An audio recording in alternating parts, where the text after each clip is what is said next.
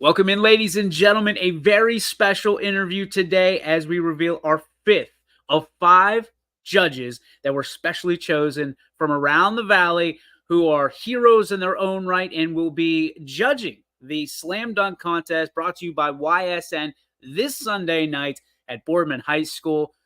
And ladies and gentlemen, I can't tell you how excited I am for this one. This is a gentleman who has taken this valley, put it sternly on his back, and has carried us through decades and decades and decades. And for people who don't know, this Boardman High School graduate who went down to the University of Miami, who was able to then be drafted by the beloved Cleveland Browns around here, and has made memories for so many. Ladies and gentlemen, our fifth judge at this time being introduced, the one and only, our friend, Mr. Bernie Kozar. Mr. Kozar. Thank you, DJ. Thank you for slowing up my cranium there. I'm loving the South Range hoodie right there. Thank you very much. I appreciate it. When we started this in 2017, it was only a dream to have someone like you stop in and just say hi and say that we exist. For you to be able to be part of this and to raise money for a great cause and sleep in heavenly peace, easy for me to say, and build beds for kids that don't have it. It means so much to us. I can't thank you enough. Thank you so much. Well, thank you so much for all you do, DJ. I appreciate you kind of swelling my cranium up and heaping all that praise on me. But really a tribute to you and what you're doing in the Valley and the community and with really the high school kids and the message you're able to bring and creating this type of all-star game at Boardman High School, my old alma mater, for the region and more importantly for the community and raising money to give back to the community. But also the point that, you joked about You Matter and stuff and from being at the University of Miami. But really, that's something I use now for more macro and stuff because it really applies across really all platforms. And self-confidence and self-esteem, heck, even for us adults, is lacking, although at times, even though we try to act like we always have it together, let alone at the high school level. And I know a lot of times you hear today that, kids got it easy. They have so many more material things than we had growing up. And maybe to a degree that could be true from a materialistic side. But boy, from a pressure side and from things that kids are exposed to at such an early age now, I really think it's actually more challenging now to be the middle school and high school kids and the pressure and peer pressure and the things like social media that we didn't have to deal with right now or back when we were growing up, but that kids are having to deal with now is something that as I get into the late third quarter, early fourth quarter of my life, almost feel it's a responsibility to be able to kind of come back, give back, and kind of share the message. Very similarly, DJ, to what you're doing.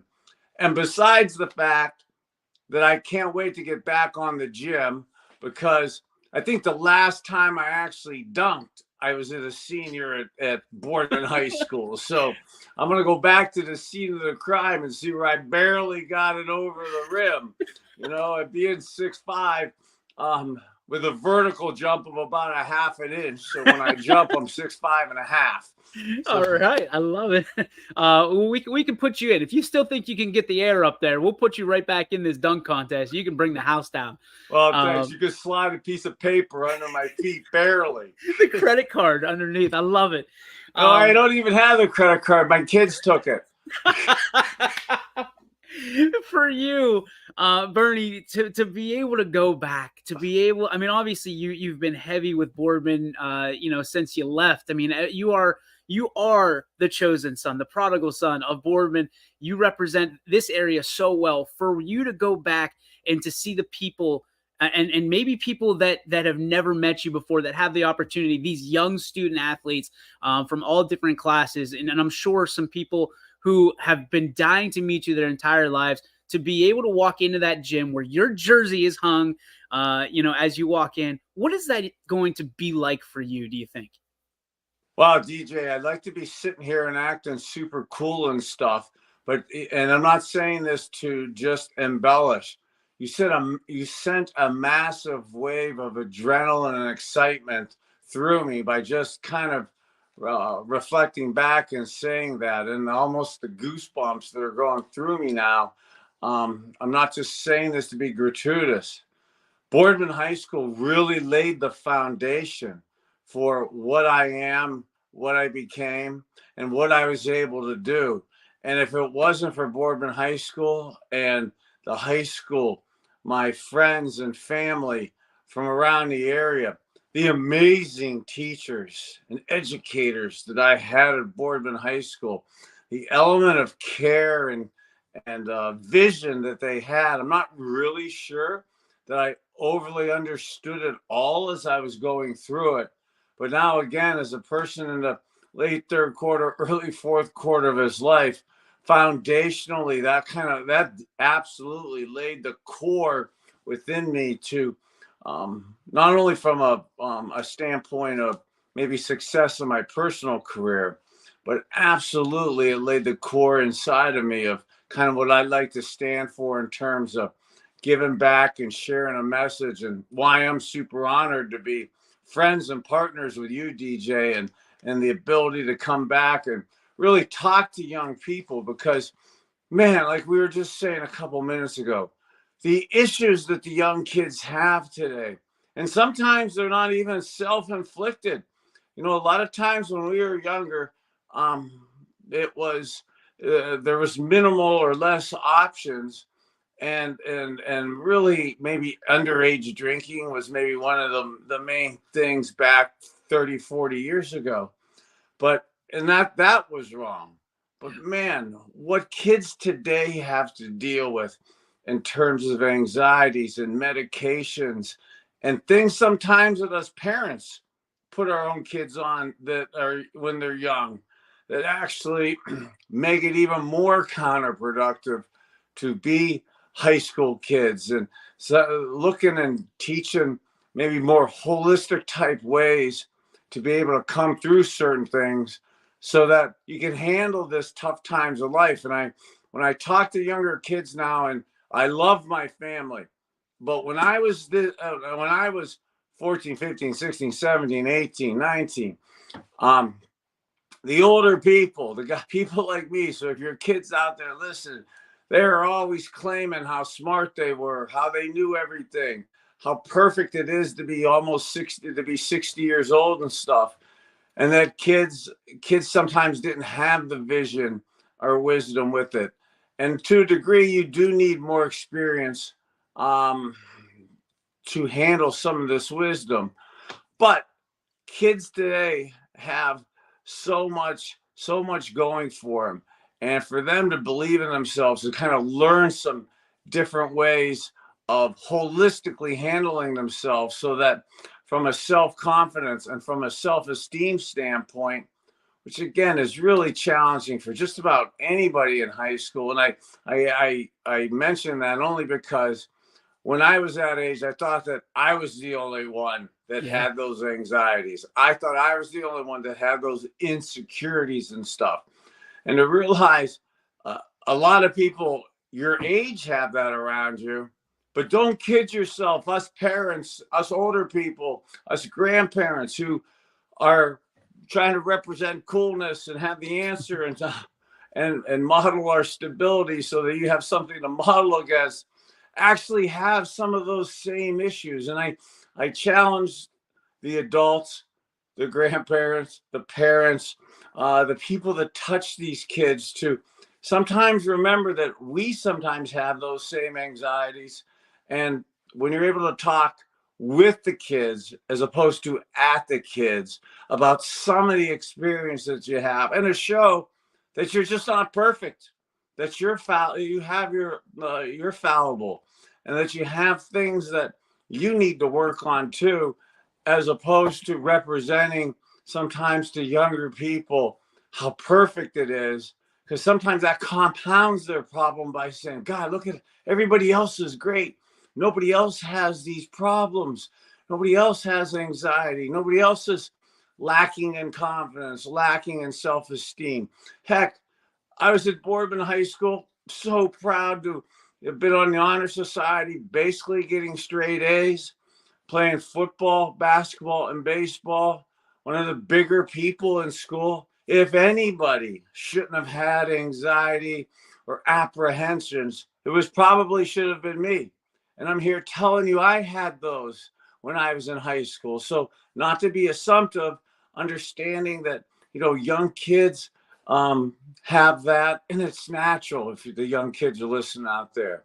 But it's so hard for us men sometimes to admit that we sometimes have those feelings of anxiety, self-esteem issues. And by us trying to represent perfection, I actually think we're doing a disservice to some of the young kids. So part of it is excited about coming back and meeting the young people and the students at high school, and the all the people in the All-Star game. But also, if your parents out there, or business people around, or grandparents and stuff, I also want to be talking to you about some of those issues too, because again, I'm super proud of the things I accomplished on after I left Boardman, and then what I'm accomplishing now. And still those kind of self-doubts, those anxieties, sometimes those self-esteem things still creep into my mind. So I don't like to talk at people, and I don't like to just tell them what to do, but I absolutely like to work with people as we're all trying to be the best version of ourselves and create some version of happiness for us, our families, and the people around us. I love it. I think that one of the things we preach most is naturally, you did what everybody wants to do, right? You started playing football, you played so many different sports, and then you ended up being a professional. And that's what everybody wants to do. That's the goal. I think when you play these sports, especially for boys and going into men, is you want to do this professionally, and not necessarily always for the paycheck or the fame, but for the love of the game. You were able to do that. But for the other 99% of us that play sports and participate in sports, we have to learn something from sports to get us through the other side of our life. Like you talked about, being a business person or going to work every day. To me, it's always been about the competition, and to be able to compete every single day, waking up and being able to take what I learned in whatever sport that I played and apply it to my life and compete for life to be the best person that I am. For you, sports, why was it so important at an early age? What did it teach you about what you're doing, for the days after the Browns and the Dolphins and the Cowboys? What did it teach you about yourself and how to take a competitive approach into each and every day? Well, that's really a great point. And one of the things I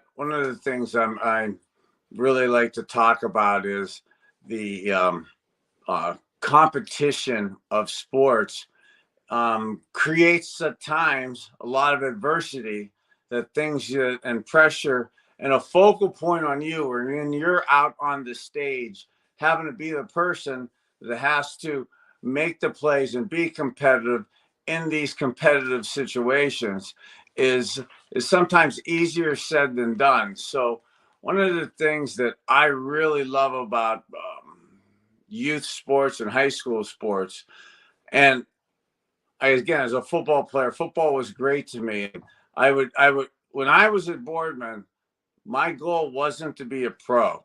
My goal was, we were a little bit challenged financially. So my goal was just to do the best I can today, and tomorrow takes care of itself.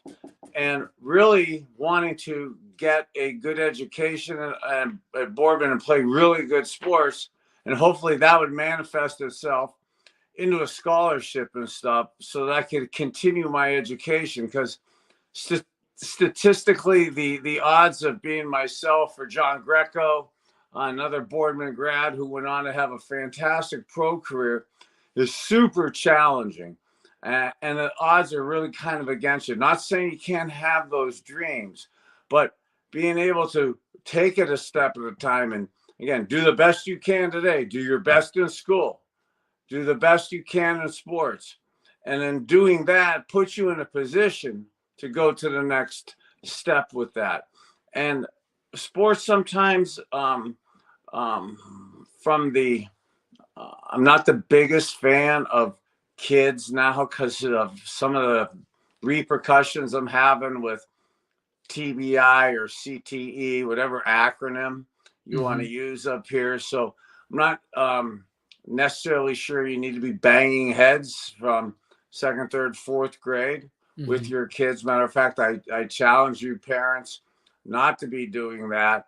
But some of the things that football taught you, sports taught you, basketball, and it doesn't have to be just the footballs and what we're going to be doing Sunday night at Boardman High School with the All-Star game and basketball and stuff.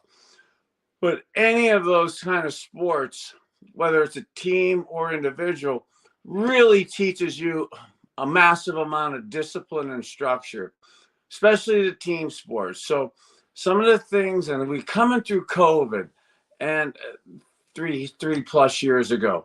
And before COVID started, we had issues with self-confidence, self-esteem, anxieties, depression. Unfortunately, the suicide rates. I love my number 19. You see the old man in front of you and the young man behind me. I love that number, but that's also the same number that averages the amount of suicide deaths a day in the state of Ohio. So many people are struggling with those type of anxieties that team sports with the right coaches. And that's where I was so proud to be from Boardman, and the coaches and teachers that I was talking about earlier really not only coached on the courts or on the fields for it, but they really coached life lessons. And some of the life lessons that you learn when you're in a good environment, in a good school with a good coaching staff and a good teaching staff and a good support staff, some of those life lessons that you learn, like I was saying earlier, foundationally still reside within me. It's the core of what I really believe I stand for. And things like competition, simple things like respect for other people, being on time. I mean, a lot of times when I was, my kids now are in their mid-20s to early 30s. I can't tell you the amount of times when they were kids in that junior high school range where we'd go to practice and you blame the kids for being late for practice, but really it's the parents too. And nobody was on time. And that's just that core fundamental of sports. God bless if Coach Gene Pushik in football and you weren't on time back in the old days. I'm really showing my age now for us, the Boardman alumni here, to go back to Coach Pushik. But that staff and our school taught me some of the life lessons of how you treat people, how you want to be treated, and then how to be reliable, how to be on time, why is it important, how is it important, those type things of life lessons was foundationally laid within me that really let me, one, survive at the University of Miami to get used to it. And then core, and from a core perspective, I really still see it residing in my spirit. And that's almost 40 plus years later. It's incredible. It's incredible. You've made reference to it twice already, and I'd be remiss if I didn't ask you. You keep saying you're late third quarter going into the fourth quarter of your life. and you've done so many unbelievable things. We've seen you do unbelievable things in the fourth quarter of football games. Lately, I mean, one of the things that I saw that I admired about you the most was the way that you came to East Palestine. I saw you in the locker room talking to the football team during one of their contests, raising the spirits of those young men and those coaches and those people. And as an East Palestinian, I can't thank you enough for that. But from a standpoint of looking at the fourth quarter, you have to have a game plan going in. You have one of the best football IQs in the history of the National Football League. For you, when you look to this fourth quarter that you're going into, what are the things that you're most excited about that are awaiting you in this fourth quarter? Well, first, East Palestine strong. And great that you brought that up, because that's absolutely a passion and a mission of me. And I absolutely cannot believe the tragedy, the environmental tragedy that happened there. And it's not cleaned up. Okay. It's not set up yet for kids and babies and for people to cognitively be there. And for somebody who, when he's in a environmentally challenged area, with some of the things that I'm going through health-wise, absolutely affects me. And I'm on my game with food as your medicine and trying to do the right things holistically to be in shape. And I still get affected by situations of the environmental poisonings and stuff that unfortunately is going on in that area.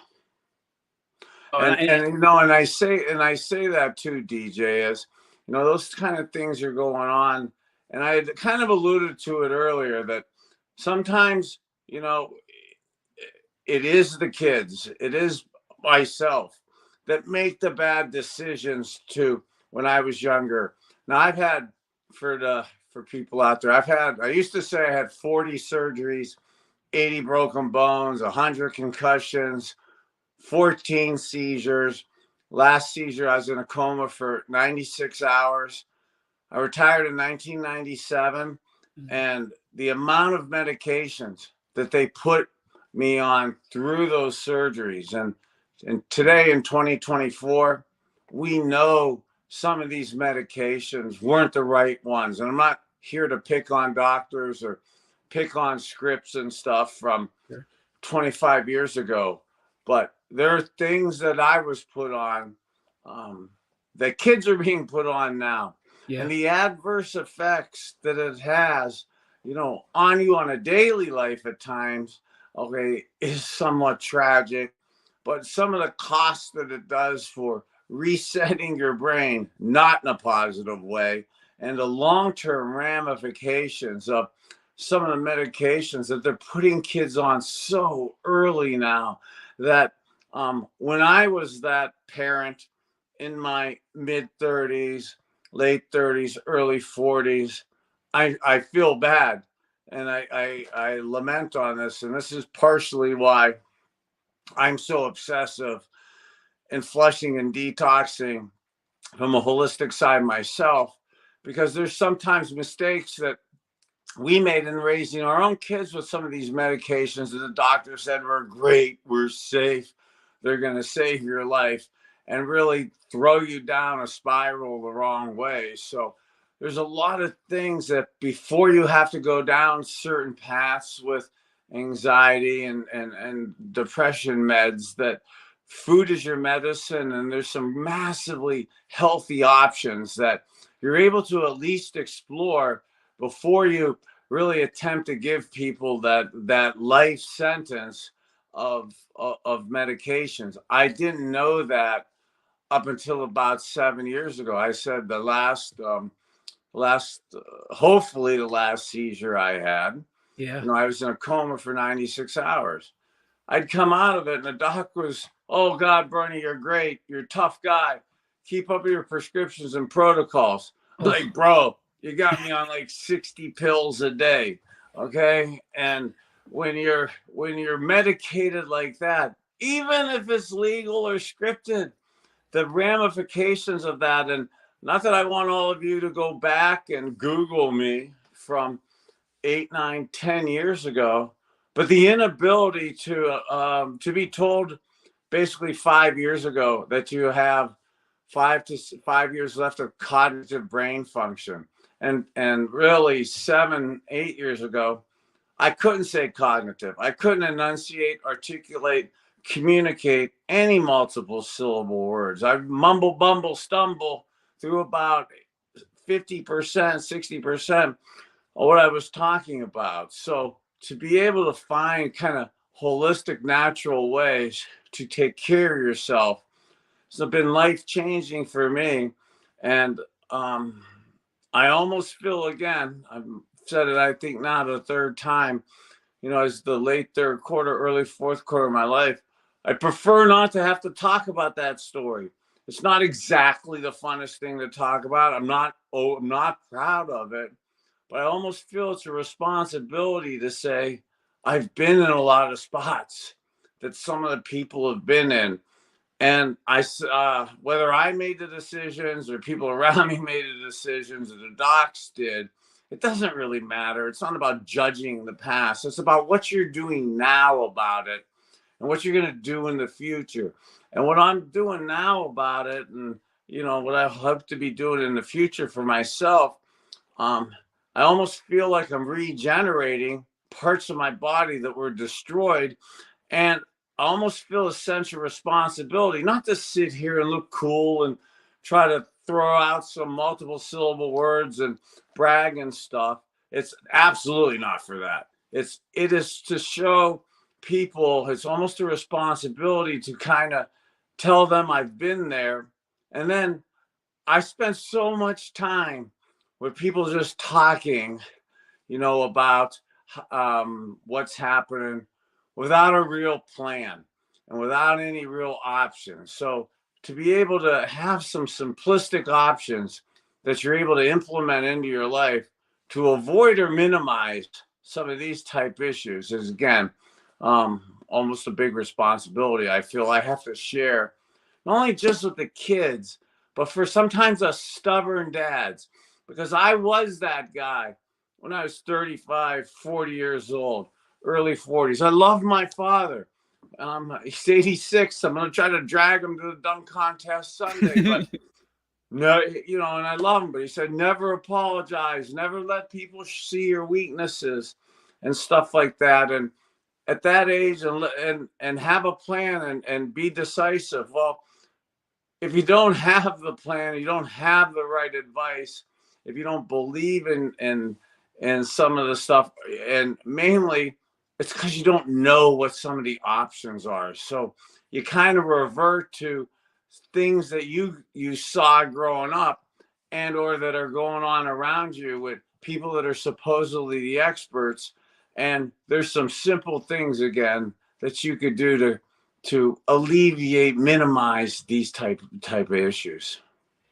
Bernie, I cannot thank you enough. You are a local legend, a national treasure, and a guy that I will always look up to. And even though you say you're not trying to look cool, man, you are still cooler than the other side of the pillow. We are so excited to see you on Sunday, and I'm sure there's a lot of people as well that will be excited as well. Thank you so much for your support, for being who you are, and for continuing to raise up local sports and these student athletes the way that you do. God bless you, my friend. Thank you, DJ, and thank you all at YSN. I mean, what you're doing in the community and the message that you're able to get out, and the just the event that you're doing this Sunday. I'm super honored and humbled to be a part of it, and hope create and further our message. So God bless you. You matter.